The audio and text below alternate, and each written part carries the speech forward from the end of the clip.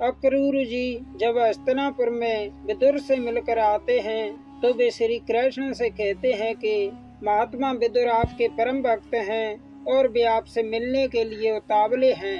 तब श्री कृष्ण कहते हैं कि मैं भी धर्मराज से मिलने के लिए उतावला हूँ। यह सुनकर अक्रूर जी आश्चर्य से कहते हैं, धर्मराज?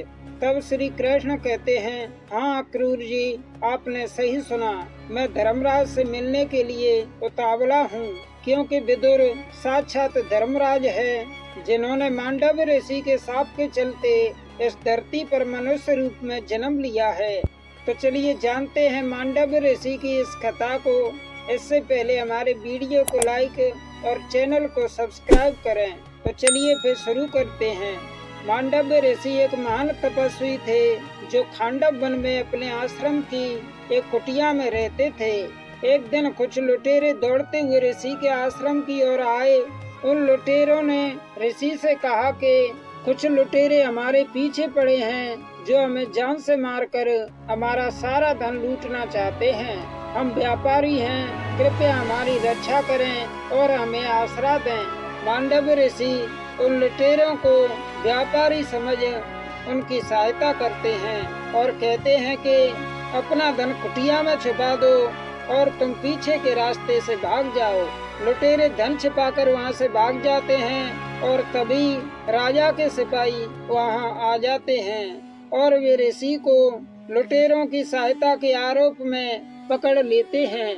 सिपाही सोचते हैं कि ये साधु भी उन लुटेरों के साथ मिला हुआ है और मांडव ऋषि को पकड़ कर ले जाते हैं। ऋषि को लूट के अपराध में राजा के सामने पेश किया जाता है। राजा ये कहते हुए उन्हें मौत की सजा सुना देते हैं कि साधु का वेश धारण करके लूट करना घनघोर अपराध है जो क्षमा योग्य नहीं है।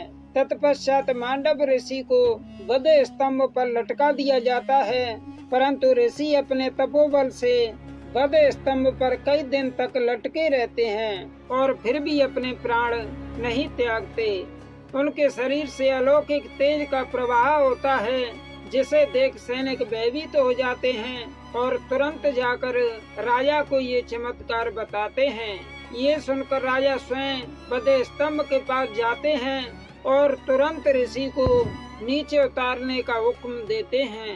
राजा को बड़ा अपराध बोध होता है कि उसने एक निर्दोष तपस्वी ऋषि को मृत्यु दंड दे दिया था। राजा ऋषि के पैर पकड़कर उनसे क्षमा याचना करते हैं। मांडव ऋषि तब कहते हैं, हे राजन, तुम्हें तो मैं क्षमा कर दूंगा, पर धर्मराज के पास तो अब जरूर जाऊंगा और ये पूछूंगा कि मुझे उस अपराध का दंड क्यों दिया गया जो मैंने किया ही नहीं। मैं यमराज को कभी माफ नहीं कर सकता। फिर अपने तपोबल से मांडव यमलोक की तरफ प्रस्थान करते हैं। धर्मराज के समक्ष वे उनसे प्रश्न करते हैं, हे धर्मराज, मैंने ऐसा कौन सा पाप या धर्म अपने जीवन में किया था जिसके लिए मुझे इतनी कष्टदायक सजा मिली। यमराज ऋषि के क्रोध और उनके प्रश्न से घबरा गए। खुद को संभालते हुए यमराज विनम्रता पूर्वक कहते हैं, हे तपोमूर्ति, बाल्यपन में आप पतंगों के पुच्छ भाग में कांटे घुसेड़ दिया करते थे, ये उसी का फल आपको प्राप्त हुआ है।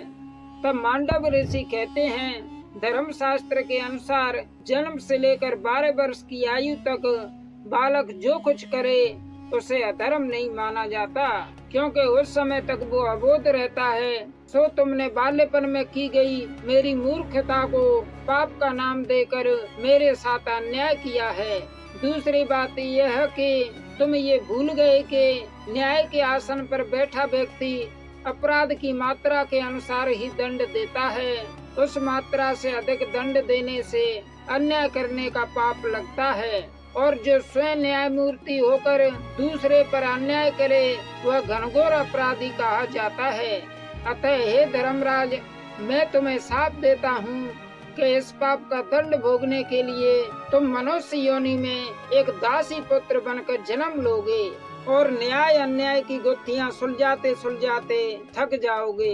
यही तुम्हारा दंड है। तो इस प्रकार धर्मराज एक दासी पुत्र के रूप में जन्म लेकर हमेशा ही धर्म अधर्म के बीच में फंसे रहते हैं। मनुष्य रूप में वे विदुर के नाम से प्रख्यात हुए, जिन्होंने द्वापर युग में महाभारत काल में बड़ी अहम भूमिका निभाई। तो दोस्तों, उम्मीद करता हूँ यह कहानी आपको अच्छी लगी होगी। वीडियो को पूरा देखने के लिए और आपके बेशुमार प्यार के लिए आपका बहुत बहुत धन्यवाद।